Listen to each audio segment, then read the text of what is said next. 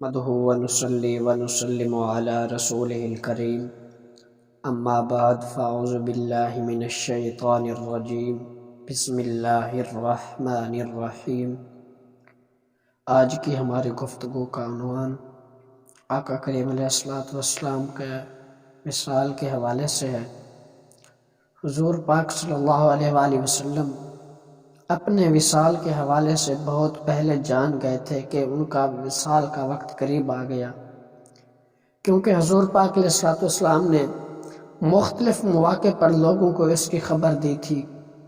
حضور پاک علیہ السلام نے خطبہ حجۃ الوداع کے موقع پر ارشاد فرمایا، شاید اس کے بعد میں تمہارے ساتھ حج نہ کر سکوں۔ اسی طرح غدیر خم کے خطبہ میں بھی آقا کریم علیہ السلام نے اسی طرح کے الفاظ ارشاد فرمائے۔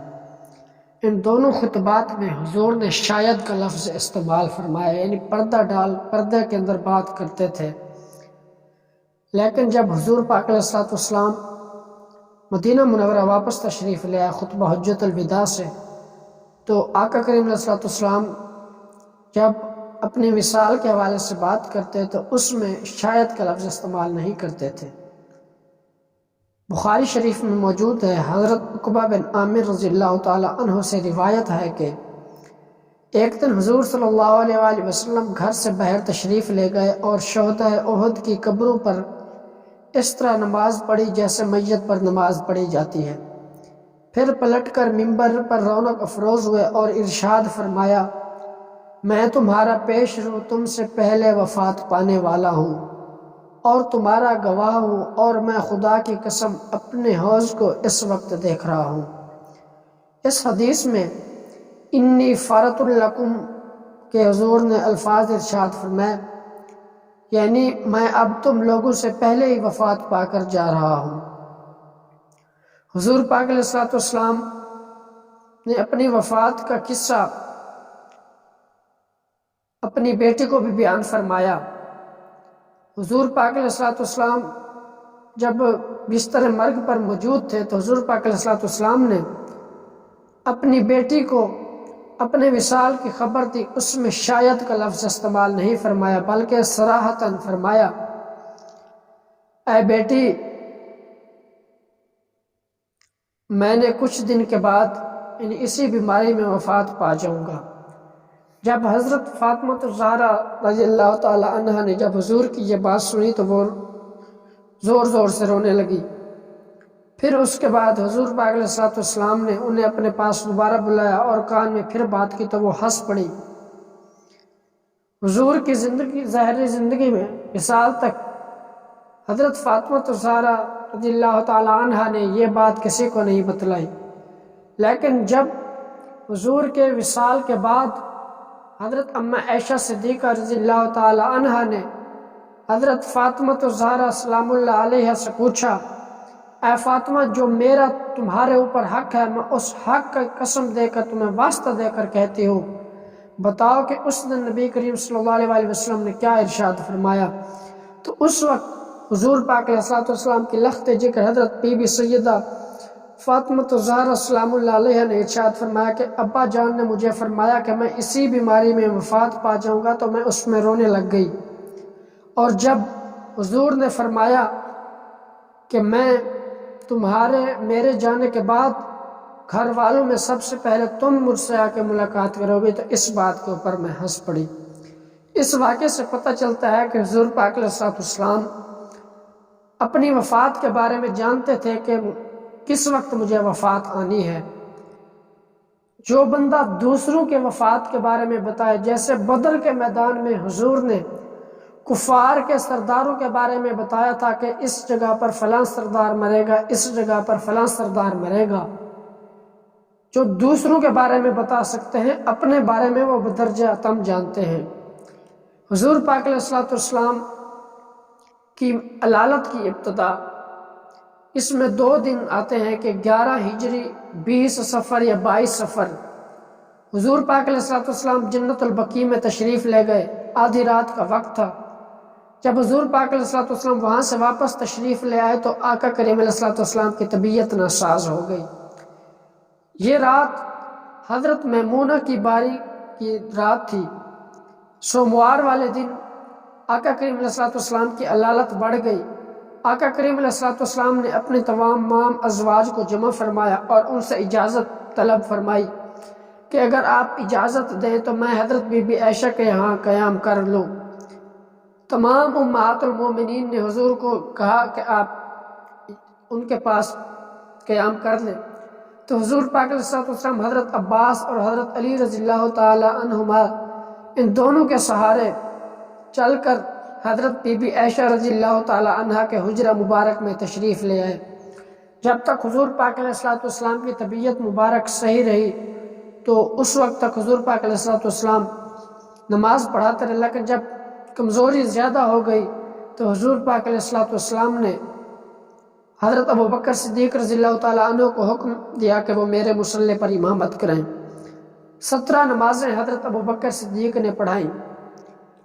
एक दिन ज़ोहर की नमाज के वक्त हुज़ूर पाक अलैहिस्सलाम की तबीयत में कुछ इफ़ाक़ा महसूस हुआ तो हुज़ूर पाक अलैहिस्सलाम ने हुक्म दिया कि 7 पानी की मशकें मेरे ऊपर डाली जाएं। जब आप गुस्ल फरमा चुके तो हज़रत अब्बास और हज़रत अली रज़ियल्लाहु ताला अन्हुमा इन दोनों ने हुज़ूर का मुक़द्दस बाजू थाम कर आपको मस्जिद में ले आए। जब हज़रत अबू बकर सिद्दीक़ उस वक्त नमाज पढ़ा रहे थे तो उन्होंने हुज़ूर के आने की आहट सुनी तो वो पीछे हटने लगे। हुज़ूर ने इशारा से उनको रोका और उनके पहलू में बैठकर नमाज पढ़ाई। हुज़ूर अलैहिस्सलाम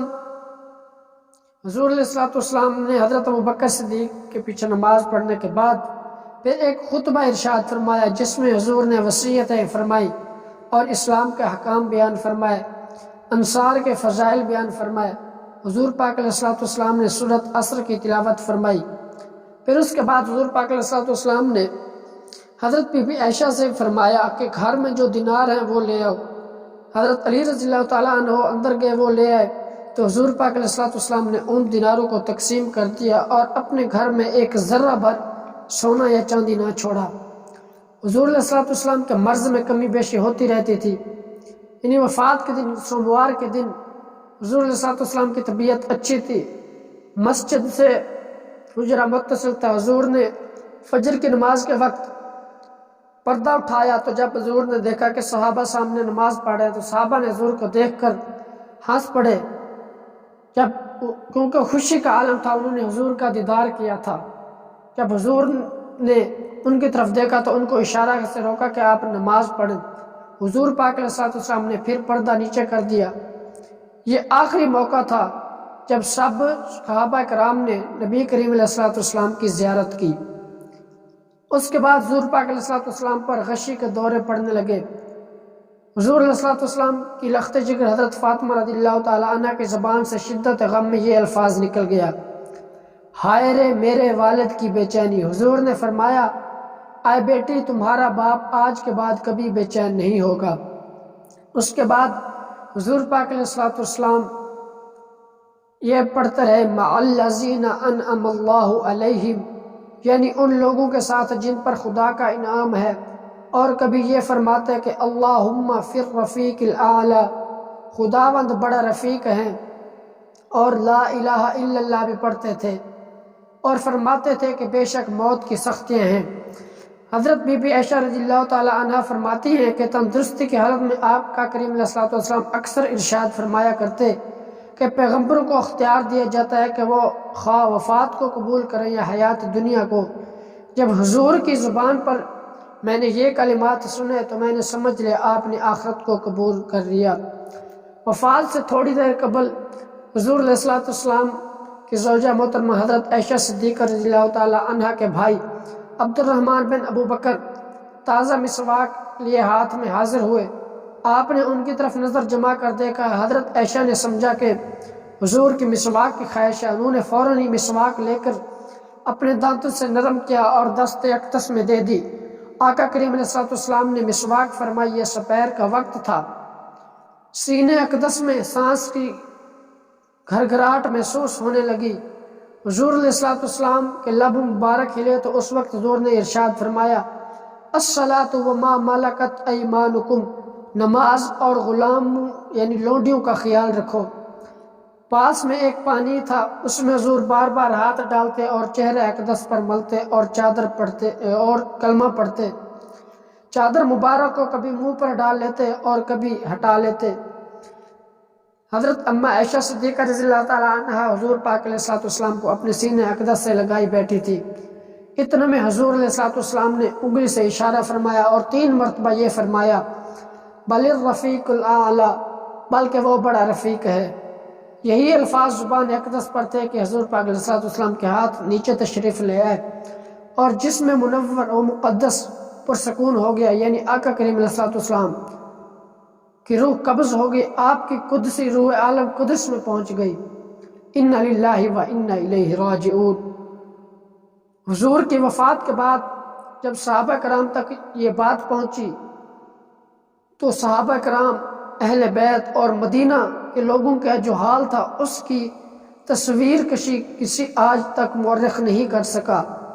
ہر آنکھ اشک بار تھی۔ صحابہ کرام تو بات ماننے کو انکار کرتے تھے، بات مانتے نہیں تھے۔ حضرت عثمان غنی پر ایسا سکتہ جاری ہو گیا کہ وہ ادھر ادھر بھاگے پھرتے تھے، مگر کسی سے کچھ نہ کہتے تھے، نہ کسی کی کچھ سنتے تھے۔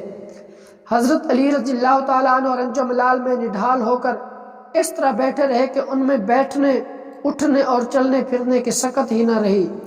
حضرت عبداللہ بن انیس رضی اللہ تعالیٰ عنہ کے قلب پر ایسا دھچکا لگا کہ وہ اس صدمے کو برداشت نہ کر سکے اور ان کا دل ختم ہو گیا، فیل ہو گیا۔ حضرت عمر رضی اللہ تعالیٰ عنہ اس قدر ہوش و حواس کھو بیٹھے تو انہوں نے ننگی تلوار لے لی اور فرمایا اگر کسی نے کہا کہ محمد صلی اللہ علیہ وسلم کا وفات ہو گئی ہے تو میں اس تلوار سے اس کی گردن اڑا دوں گا۔ حضرت عائشہ رضی اللہ تعالیٰ عنہ بیان کرتے ہیں کہ وفات کے بعد حضرت عمر و حضرت مغیرہ اجازت لے کر مکان میں داخل ہوئے۔ حضرت عمر نے حضور کو دیکھ کر کہا کہ بہت ہی سخت غشی کا دورہ پڑ گیا ہے، اور جب وہاں سے چلنے لگے تو حضرت مغیرہ نے کہا اے عمر تمہیں کچھ خبر بھی ہے؟ حضور کا وصال ہو چکا ہے۔ یہ سن کر حضرت عمر آپے سے باہر ہو گئے اور تڑپ کے بولے اے مغیرہ تم جھوٹے ہو، حضور کا اس وقت تک انتقال نہیں ہو سکتا جب تک دنیا سے ایک ایک منافق کا خاتمہ نہ ہو جائے۔ حضور پاک علیہ السلام کی وفات کے بعد حضرت ابوبکر صدیق اس وقت سخ میں موجود تھے جو مسجد نبوی کے 1 میل کے فاصلے پر تھا۔ وہاں پر آپ کی زوجہ رہتی تھی۔ جب صبح کو طبیعت صحیح تھی تو حضور سے اجازت لے کر وہاں پہ تشریف لے گئے۔ جب وہ ان کو پتہ چلا تو واپس تشریف لے آئے، اندر حجرہ مبارکہ میں تشریف لے گئے، حضور پاک علیہ السلام کی زیارت کی اور حضور کے دونوں آنکھوں کے درمیان ماتھے پر بوسہ دیا اور عرض کی آپ اپنی حیات اور وفات دونوں حالت میں پاکیزہ رہے۔ اس کے بعد آپ باہر تشریف لے آئے اور حضرت ابوبکر صدیق نے صحابہ کرام کے سامنے ایک خطبہ ارشاد فرمایا اور حضرت عمر کو اس وقت بیٹھنے کا حکم دیا تو حضرت عمر نہ بیٹھے تو انہوں نے خطبہ ارشاد فرمایا تو حضرت ابوبکر صدیق رضی اللہ تعالی عنہ نے ارشاد فرمایا کہ محمد صلی اللہ علیہ وسلم اللہ کے رسول ہیں، ان کا وصال ہو گیا، اور جو شخص تم میں سے خدا کی پرستش کرتا تھا تو خداوند زندہ ہے، وہ کبھی نہیں مرے گا۔ اس کے بعد آپ نے یہ آیت تلاوت کی وَمَا مُحَمَّدٌ إِلَّا رَسُولٌ قَدْ خَلَتْ مِنْ قَبْلِهِ الرُّسُلُ أَفَإِن مَّاتَ أَوْ قُتِلَ انقلبتم عَلَىٰ أَعْقَابِكُمْ وَمَن يَنقلب عَلَىٰ عَقِيبِهِ فَلَن يَضُرَّ اللَّهَ شَيْئًا وَسَيَجْزِي اللَّهُ الشَّاكِرِينَ۔ آپ نے یہ تلاوت کی تو ایسے مجمع کے اندر خاموشی طاری ہوگی، کیونکہ وہ کہتے ہیں کہ ہم نے یہ آیت جانتے ہی نہ تھے۔ حضرت عمر نے جب یہ آیت سنی تو انہوں ہی معلوم ہو گیا کہ نبی کریم علیہ السلام کا وصال ہو گیا۔ حضرت عمر پھر ان لوگوں کے پاس جا کر معافی مانگنے لگے جن کو کہتے تھے کہ اگر تم نے نبی کریم صلی اللہ علیہ وسلم کے وفات کی خبر دی تو تم نے کہا کہ وہ فوت ہو گئے ہیں تو میں تمہاری گردن اڑا دوں گا۔ پھر حضور کی وصیت کے مطابق آقا کریم علیہ السلام کی اہل بیت اور خاندان نے آقا کریم علیہ السلام کی تجہیز و تکفین کا اہتمام کیا، جن میں حضرت فضل بن عباس، حضرت علی، حضرت عباس، حضرت اسامہ بن زید، ان نے مل کر حضور علیہ السلام کو غسل دیا۔ حضور علیہ السلام کے جسم مبارک پر انہوں نے کفن پہنایا۔ غسل کے بعد 3 سوتی کپڑوں کا جو سہول گاؤں کے بنے ہوئے تھے کفن بنایا، اس میں قمیص اور امامہ نہ تھا۔ کفن تیار کرنے کے بعد حضور کا جنازہ تیار ہوا تو لوگ نماز جنازہ کے لیے ٹوٹ پڑے۔ پہلے مردوں نے، پھر عورتوں نے، پھر بچوں نے نماز جنازہ پڑھی۔ جنازہ مبارک حجرہ مقدس کے اندر ہی تھا۔ باری باری تھوڑے سے اندر تشریف لے جاتے اور نماز پڑھ کر واپس چلے آتے، لیکن کوئی امام نہ تھا۔ حضور علیہ السلام کی قبر مبارک حضرت ابو طلحہ انصاری نے تیار کی، جو بخلی تھے۔ جسم اقدس کو حضرت علی، حضرت فضل بن عباس، حضرت عباس، حضرت قاسم بن عباس نے قبر منور میں اتارا۔ حضور علیہ السلام کی قبر مبارک بناتے ہوئے صحابہ کرام میں اختلاف ہو گیا کہ حضور کو کہاں پر دفن کیا جائے۔ صحابہ کرام نے کہا کہ ان کو صحابہ کرام کے قبرستان میں دفن کرنا چاہیے۔ تو اس وقت حضرت ابوبکر صدیق نے فرمایا کہ میں نے رسول اللہ صلی اللہ علیہ وسلم سے یہ سنا ہے کہ ہر نبی اپنی وفات کے بعد اسی جگہ دفن کیا جاتا ہے جس جگہ اس کی وفات ہوگی ہو۔ حضرت عبداللہ بن عباس فرماتے ہیں اس حدیث کو سن کر لوگوں نے حضور کے بچھونے کو اٹھایا اور اسی جگہ یعنی اما عائشہ صدیقہ کے حجرہ میں آپ کی قبر مبارک تیار کی اور اسی میں آپ کو دفن کیا۔ حضور علیہ السلام کی تجہیز و تکفین کے عمل میں، قبر انور کے اتارنے کے عمل میں حضرت ابوبکر صدیق اس تمام عمل کی نگرانی کرتے رہے، کیونکہ حضور کا حکم تھا کہ میری تجہیز و تکفین میرے اہل بیت، میرے خاندان والے کریں، اس لیے وہ اس میں شامل نہ ہوئے۔ اللہ رب العالمین ہم سب کو آقا کریم علیہ السلام کی سیرت پر عمل کرنے کی توفیق عطا فرمائے۔ اللہ رب العالمین آقا کریم علیہ السلام کی سیرت کے طفیل ہم سب ماؤں، بہنوں، بیٹیوں کو آقا کریم علیہ السلام کی ازواج، آقا کریم علیہ السلام کی اولاد کی بیٹیوں کے نقش قدم پر چلنے کی توفیق عطا فرمائے۔ وما علینا الا البلاغ المبین۔